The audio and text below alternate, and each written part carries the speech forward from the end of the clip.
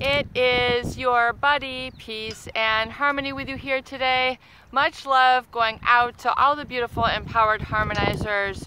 We are zooming in and focusing in today on a great viewer question, and that is really how to get mentally stronger after you've been through an emotionally manipulative relationship that's been very trying. It's been wrought with a lot of struggle, a lot of personal sacrifice, where you feel you've been unacknowledged, invalidated, your needs have not been met, and you've really been under the manipulation of someone on an emotional, physical, psychological, spiritual, or even financial level.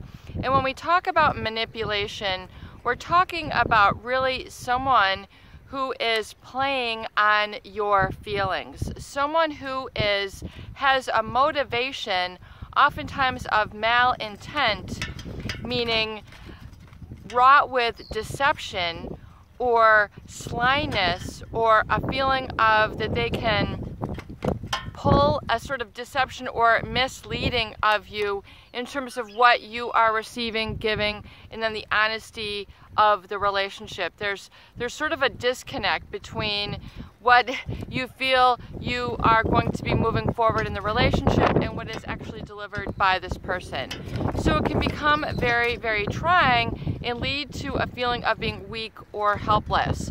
And as we're stating in the video previously before we got disconnected, and I apologize for that, is that oftentimes after you have been in a relationship, it could be for some time, it could have only been for a few months, it could be for a few years, or maybe even several decades, where this has really sort of conditioned you and programmed you to have your lifestyle, your identity, all of your, consuming all of your thoughts, your decisions, your choices, your feelings, and your emotions sort of wrapped around this person. In other words, they have you wrapped around their finger. And it can be very, very bewildering and confusing when you realize that you're not being allowed to grow as a person, you're not being allowed to express yourself, you're being held back, you're being ridiculed, you're being tormented, and you're being told that they are like the authority or the one who is superior, smarter than, more intelligent, wealthier, the bigger man, the bigger woman, whatever it is, what they say goes. And especially if you're a very sensitive, empathic, or nurturing type with a big old heart, then you are going to be really sort of, a perfect match for satisfying someone who is going to be, taking advantage emotionally or emotionally manipulating you, because they say, aha, I can be the taker in this relationship.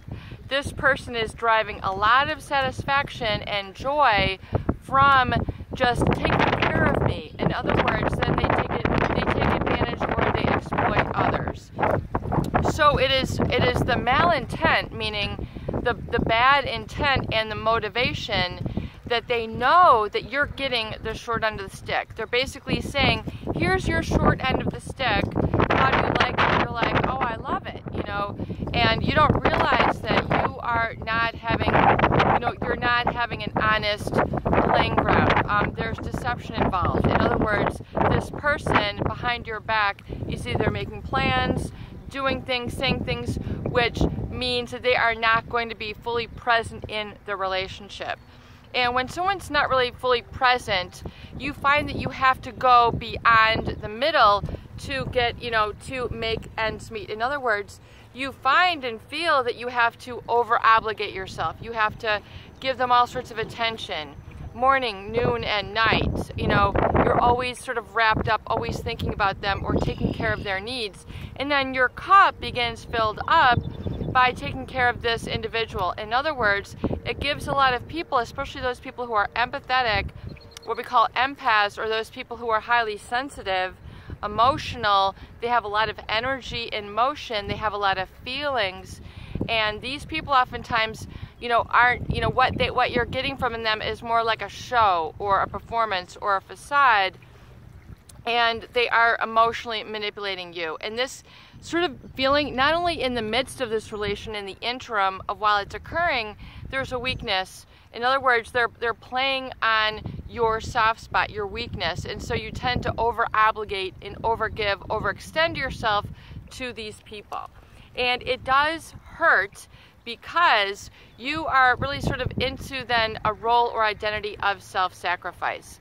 And it's a wonderful thing that nurturing people who have a highly nurturative state, in other words, they love to take care of people, they love to compliment people, they love to, recognize people for a job well done. They're very supportive in nature. They're very giving. They love to share. They love to see how people are doing. It expands their world. These are the people, it's like they're taking their good and using it against them because they're taking advantage. They don't realize that they are then not able to receive in a full plate in return. In other words, your plate is going to have to be smaller in order to serve them. They're getting the best cut of meat. They're getting the best cut of steak. They're getting the best glass of wine. Whatever it is, people tend to, when they're around people who are malignant narcissists, always want to give them the best. Give them the best of your day, the best of your consideration, the best of your touch, the best of everything. And so this is where it can then leave you, sort of unconsciously agreeing to be less than. You're unconsciously agreeing that, I am in a supportive role. I'm always in a subordinate role. I don't have the authority over anything here, so I acquiesce or I give in to you, and I am okay with that. So I would say after the love bombing and then, in the devaluing stage, there's still sort of a holding on or a desire to hold on to this element in the relationship where you feel that you want to continue that. And then so people, when they're going through this and sort of discovering, hey, this person isn't very responsive to me. They're not very sensitive to me in the way that I'm sensitive to them. There's something that's like a little bit unequal here, and we're getting a little bit shaky here now.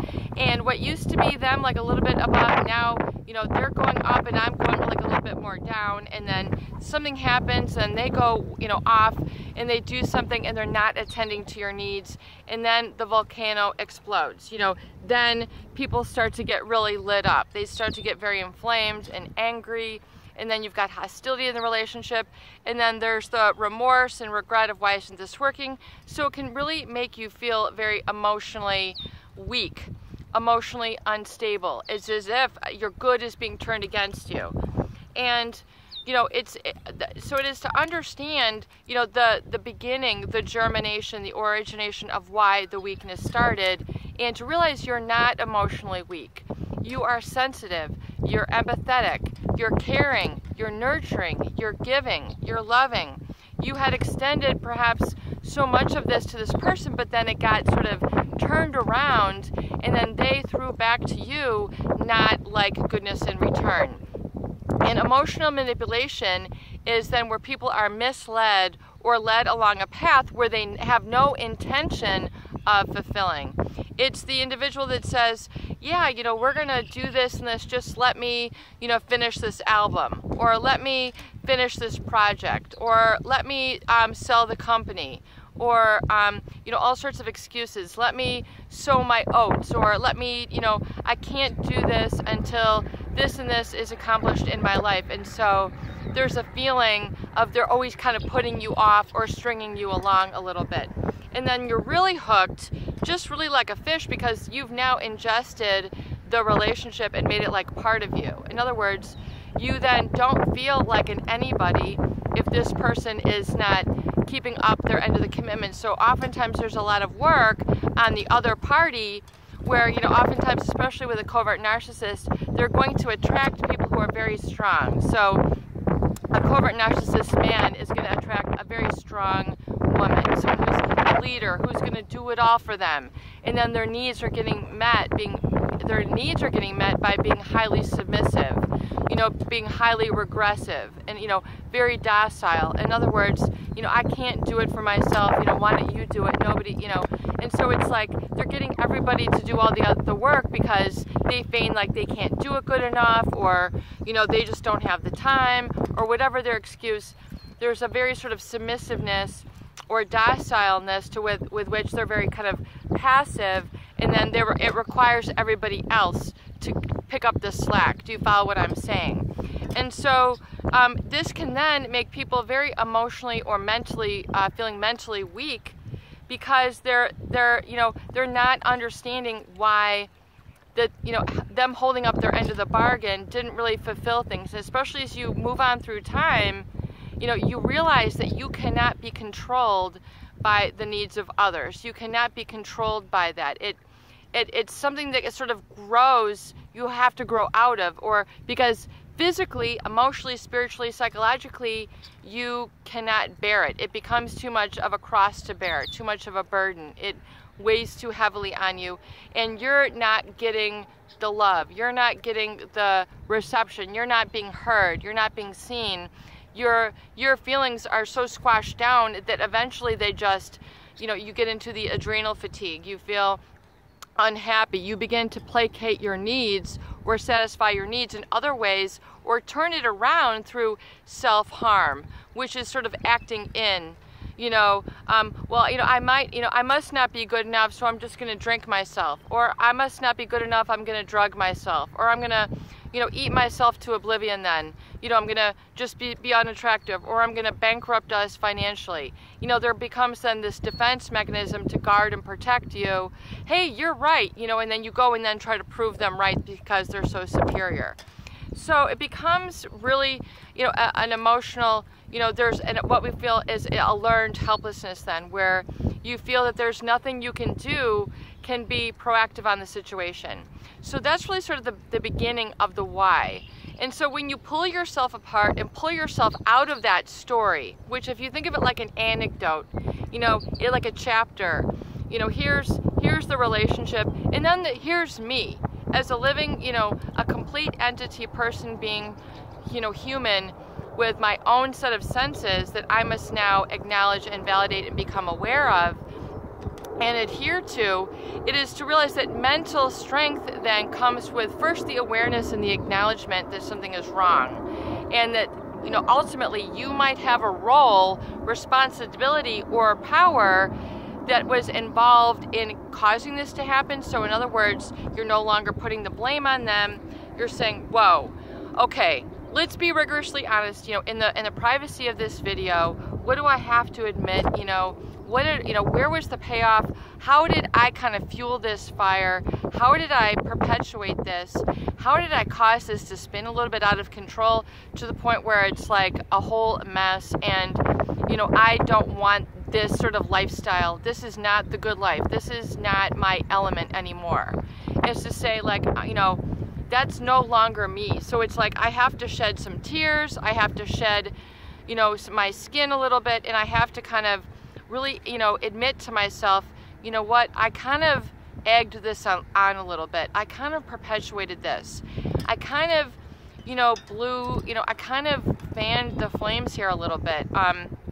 And I've got myself in this situation, and I must fix the bed with which I am laying in. It's to say, okay, here is me, and this is my role, and I can admit in the privacy of this video and be rigorously honest, what, here's where I had an opportunity to change, but I didn't.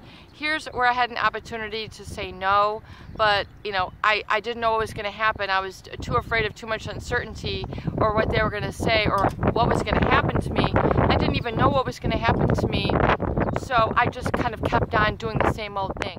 I just kept on with the familiar. So the pattern repeats itself. One thing you will understand about emotions, feelings, behaviors, and choices is that we have like 90,000 thoughts per day. And some of them are conscious, some of them are unconscious, but largely 95% of those are the same. We have very few little change of new thoughts. So it's those, what we call the evoked potential, or sort of that moment, which you understand through metacognition, which is the ability to be sensitive to yourself and realize, like, when you're about to make that bad decision, you're about to fall back and backslide into giving into the hover, or giving into the low feeling of weakness or low self-esteem. It is to say, then stop. It is to say, no, that's a bad choice. I'm making a positive choice. And first is the awareness, and then it comes with the affirmations. You absolutely positively, to get mentally strong, emotionally strong, need to have very strong and develop, create apply very strong self-talk. Self-talk. Not that you're talking outside like a crazy person. You are not crazy. It is where you really define and you put to language how you want to redirect your focus, your feelings, your emotions, your decisions, and you begin to articulate in the positive, in the affirmative, about owning your I am. I am. So it's not we, although there was a we, it's to say I am. Not we are. We are a mess. We are enmeshed. We are disempowered. We are going nowhere. So take the we out. Okay, it's time to get out of the we and into the I. And into the I am. And just beginning very simple, very basic. Any, athlete, the Michael Jordan, the Scott Pippen, all the Walter Payton, they had to learn the basics. So you have to learn the I am. That is the most simple, basic foundation of discovery. And this is where your self-discovery begins, and this is really where you learn it, and you pick up, what you're supposed to be doing is when you repeat the I am. And the I am needs to be verbalized, not only, internally, but out loud. I am. I am. I am mentally strong. I am emotionally strong. I am mentally safe. I am emotionally safe. I am trust. I am self-trusting. I am self-governing. I am self-regulating. I am in control over my energy in motion, my emotions. And I realize that my emotions are energy in motion. So it is to realize that the beauty of life is the flow of life. Is to grow and redirect your choices along that better path, that positive, orderly direction thinking. So when we talk about emotional strength, it is mental strength, but you have to have the emotional strength, the physiology to feel calm, cool, collected. It has to be in a relaxed body. The feeling state has to be there. You have to calm it down, slow it down. You have to slow down to speed up. You have to stop the negative to get into the positive. You have to have kind of the narc-free zone or the negative-free zone where you're in a state of 100% positivity. And you have to give it to yourself. You have to say, here you are, self. Here is 100% positivity. Here is your element. I am. I am positive. I am emotionally strong. I am committed. I am trusting myself. I trust myself. I am trusting. I am trustworthy. I am emotionally strong. And I'm emotionally clear. And when you do this and you repeat this again and again and again, you have to commit to the process. This is not a one and done situation. This is personal growth. This is neuroplasticity. This is your brain learning to wire and fire new synapses, new things, new feelings, new thoughts, new choices and behaviors, which then amalgamate and alchemize into the I am. So the I am becomes like a strong core. Your self-concept is now redefined, reinvented. You are now, with the sculpting, and you can then sculpt the clay. You can take the putty and you can shape it as you want. It's not being interfered with, by an emotional manipulator who's going, oh, look, I got my fingerprint in your silly putty. Ha, ha, ha, ha, ha. You are so, you're messed up. You're this, you're that, and, those are things that are internalized. So it's to smooth it out. Hey, look, all your fingerprints are out. You ain't got no control over my emotional silly putty. You ain't got no control over this. And it's just, it is to affirm that. You don't have any control over this. This is mine, and I'm going in the right positive direction. This is my element. And that is okay. So it's oftentimes it's the feeling that you did not, you disappointed someone where their feelings become more important than yours. It's to say, wow, I had really, thought that and felt that their importance reigned supreme over me. And so I was taking their judgment over me as what I had to satisfy, rather, because I did not know better. I was younger, immature. I was, hitherto now, I didn't know that the power that I have to reclaim, and I have to own my own personal power, and that I actually have power, and that it's their manipulation over me speaks more about them. It speaks more about their need to insult, distract. It speaks more about their need to deface people, just be destructive. It is for their ability to have power over others versus sort of cooperative coming together of energies that become better together. So for some reason, the personality disordered individuals who are highly manipulative, malignant narcissists, covert narcissists who will not give you kind of your needs because it's not their job or it's not their place, but they don't have empathy, and they have they don't have the ability to understand or value other people's feelings. In other words, it's like taking away from them. So they feel that another's happiness is somehow detracting from them. So it's like only someone who is really secure can delight in someone else's happiness. I can say, oh my God, what a big beautiful what a big beautiful family you have. It takes a secure person to be able to compliment others and not feel like you're losing a part of yourself, or that you need that in return. You can speak compliments to others. You're not threatened by others' successes. You're not threatened by what they have. In other words, you have empathy, you can be sensitive, but you don't feel less than. The malignant narcissist will take up so much of the time, energy, perception, and they'll be so focused on controlling and pulling your strings that you don't ever get a chance to kind of move your body, move your voice, and engage in that self-discovery that becomes mental strength, emotional strength, mental strength.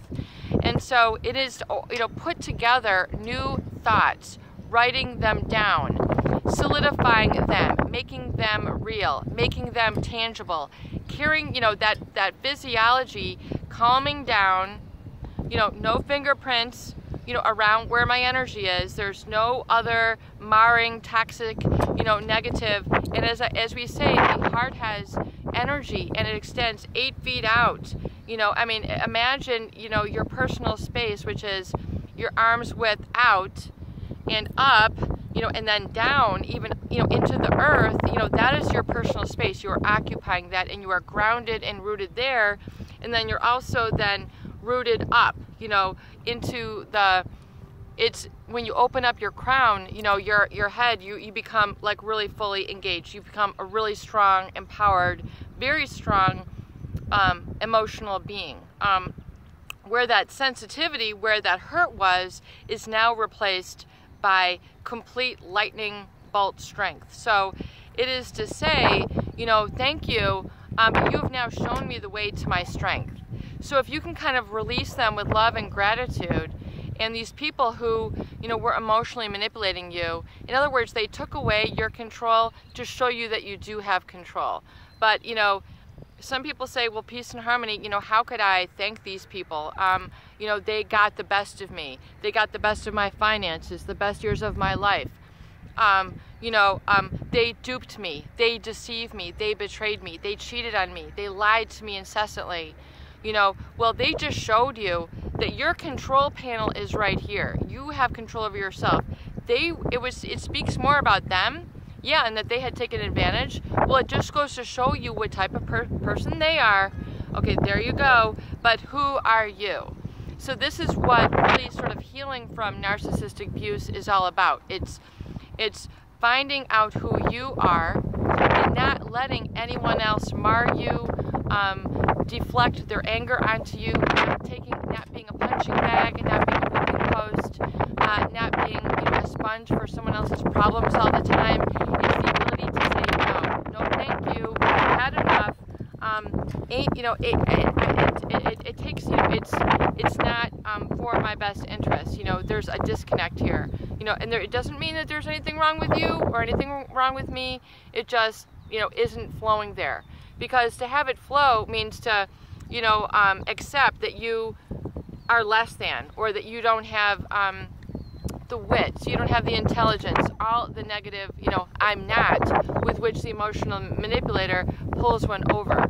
So you can't fall for their hover, for them trying to lure you back in, seduce you. You can't be triggered. You can't have your buttons pushed where they do that one thing and you go, oh my God, that's right. And then next thing you're back in their saddle. And so it's to say unequivocally, I need my, just, you don't even have to explain it to them. It's just that I deserve my personal I am. I deserve my personal energetic I am. I deserve my own positive energetic I am. And then to feel that, and then to speak that, and then articulate the positive affirmations, building on that, helps you to become emotionally and mentally strong. It is to think. It is to put a couple brain cells together and think something new, something daring, something bold. It's going to take you in a whole little direction, whatever amount that you can tolerate. So I'm not saying, oh my God, you're going to go from feeling very weak, helpless, like you can't take care of yourself, to ruling with confidence. And it's going to be only because you build up and train yourself mentally there. If you think about, one of my friends was like really avid bicyclist, okay? I mean, she could, it was like 50 miles that she would go out and just ride her bike. She eventually became the editor of a bicycle magazine.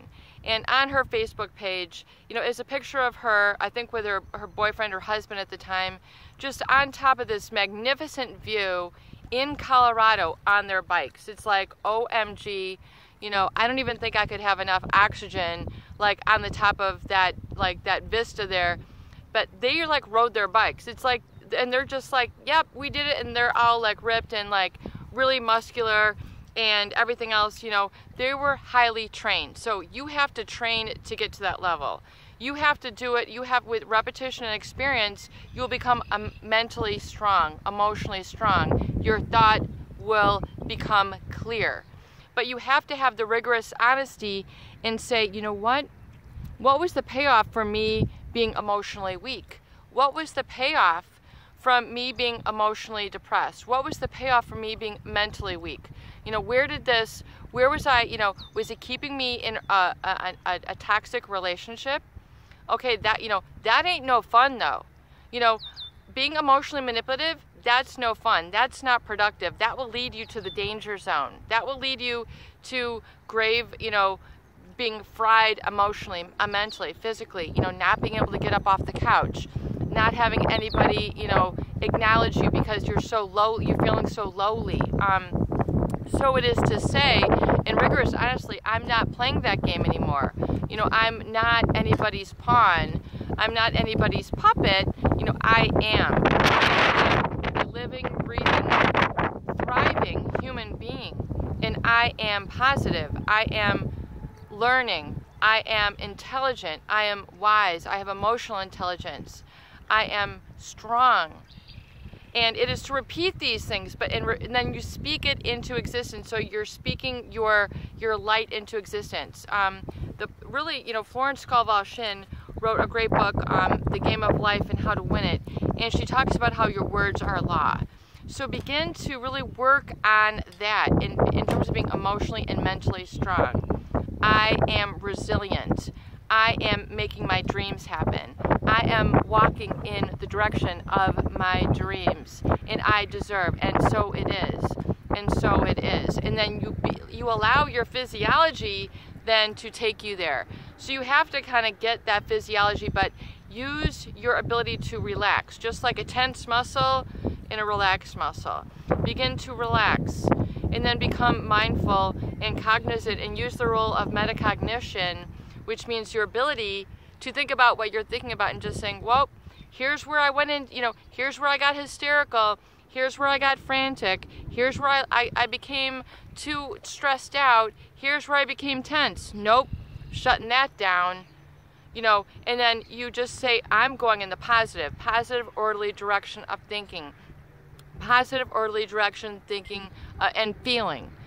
Positive, orderly direction, emotions. So my emotions are staying on that, and then you focus on it and make it so. So it's really when you develop that responsibility and accountability and say, hey, I deserve to own my personal power. We really do have power. It's to connect to that and to admit it to yourself, I have personal power, and I have belief and faith, and so it is. And then you will enjoy your mental strength, your spiritual strength, your physical strength, and emotional strength that all comes packed in when you begin from the physiological and then congruency with repeating those affirmations and then sending the charge, the command into your physiology, and you do it again and again and again, and then you will develop and feel that emotional strength, just like when you're on top of the world, on top of that mountain, you know, with your hands held high, and say, amen, you know what, that is right, I'm claiming my personal power